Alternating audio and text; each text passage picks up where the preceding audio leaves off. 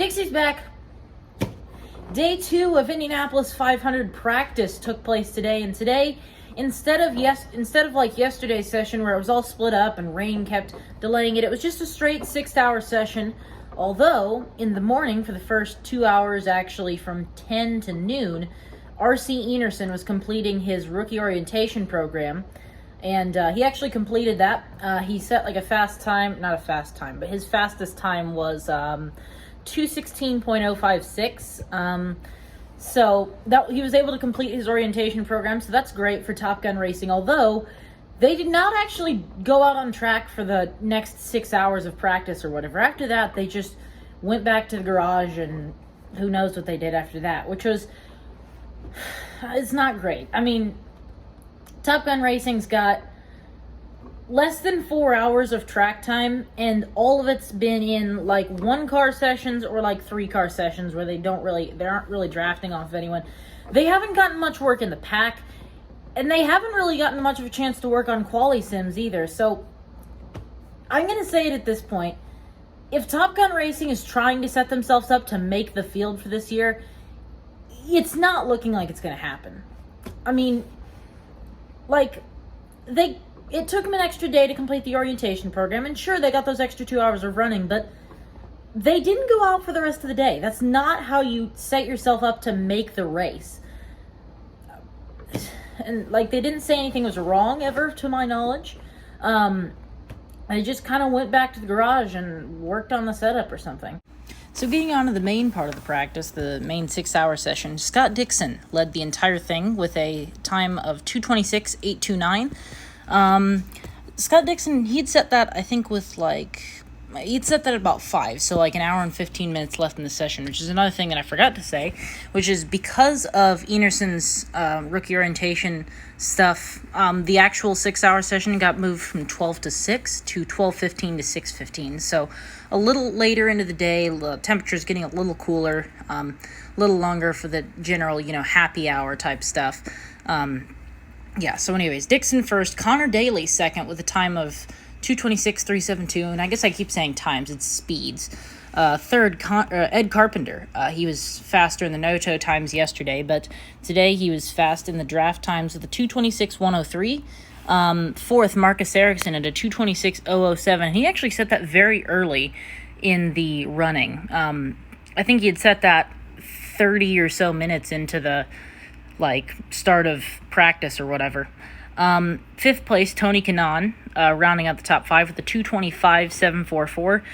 And the fastest no-toe time of the day was Alexander Rossi with a 2:21.114. And that kind of bumbled around throughout the day. There was quite a few guys that were close. I think Pagenaud is the guy I remember, but Pagenaud and Chilton, I think, were both kind of close in that category.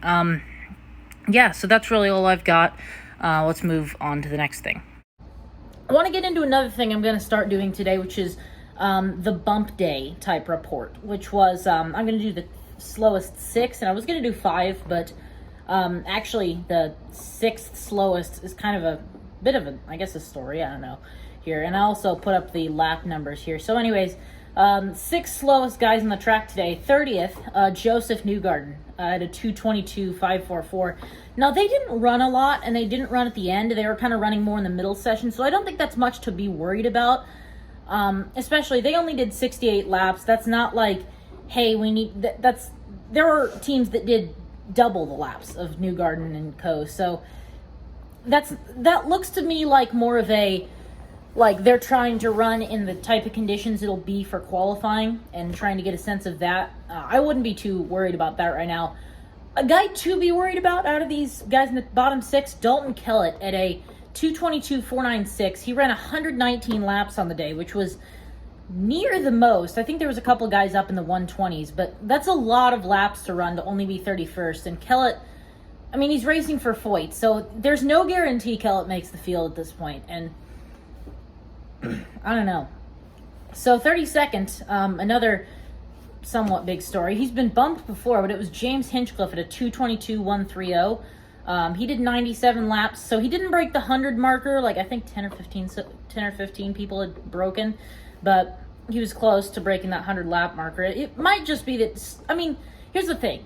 a lot of these guys, it might have just been that they didn't get really a good toe at some point, and these are draft times. All of these are, I mean, they're draft times. So really until Friday, you're not going to start getting a really good sense of what the bumps might be like, but this is just kind of a general rundown. Charlie Kimball, 33rd with a 2:21.244. He did 83 laps, so not a lot, but still something to be concerned about. He's a Foyt car, and again, with like I talked about with Kellet, there's no guarantee the Foyt cars make it. Other than maybe Bourdais. Bourdais is looking fine to make the field. I mean, I think Bourdais is fighting for the Fast 9, like, very commonly. So I have no concern that Bourdais is not going to make the field. But other guys, Kellet, Kimball, maybe even Hildebrand, there's maybe a little more concern that they might miss. 34th, Santino Farrucci at a 2:29 or 2:19.088. He ran 31 laps on the day, and almost all of those were, like, within the first hour or two. And I think by like 1:30 he was out of the car, and at like 2:30 or something he was literally doing interviews with like the NBC broadcast crew up in the pagoda. Like, it looked to me like Farrucci was just like, it looked to me like he was more of just a guy that's like a driver but not actually racing in the 500 this year. He didn't look to me like a guy who's in the middle of a practice session that he's in technically, and like he ran like the least laps out of anyone and had a really slow time. Just, it didn't look to me like Farrucci was even in like practice that much. It was kind of weird, but I think he came out at the end of the day. He had like 22 or something laps when I checked midday, so he must have came out at the end because he got 31 total in. And then 35th, like I mentioned, RC Enerson at a 2:16.056. He got in 44 laps in the rookie orientation program session. So, again, Top Gun Racing's not looking great right now. So, there was no incidents on track. There were a couple of close calls, as I'll show with this video of Marco and Hinchcliffe. I think there was a point where Elio had gotten up in two and almost hit the wall, but no one hit the wall or had engine issues or mechanical issues of any kind. It was a clean 6 hours, which is really nice to watch, though it's getting to the point more and more where mistakes matter more. So if we get people hitting the wall, crashing, having mechanical failures on Thursday, Friday, Saturday morning, there could be some issues. But because we've had no one hit the wall yet. No one has hit the wall in the entire week. So it's bound to happen at some point. So that'll be interesting to see if that happens. That's really all I have for today. Again, we've got more videos coming out just like this for Thursday, Friday, and eventually qualifying recaps. But yeah, thank you all so much for watching. I'll see you then. And I don't know if I mentioned this in the last video, but I'm doing the iRacing Indy 500 Saturday morning at 9. So tune in for that live. That'll be interesting to do, interesting to watch.